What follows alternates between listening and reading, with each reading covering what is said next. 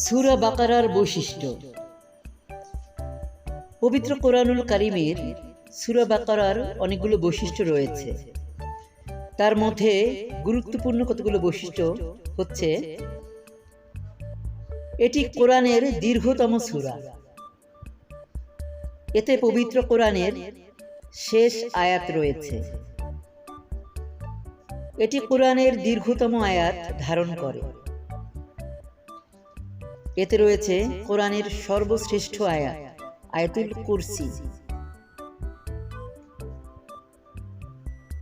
নবীর জীবনীতে উল্লেখ করা হয়েছে, এ সূরা কিয়ামতের দিন তার পাঠকের পক্ষে লড়বে।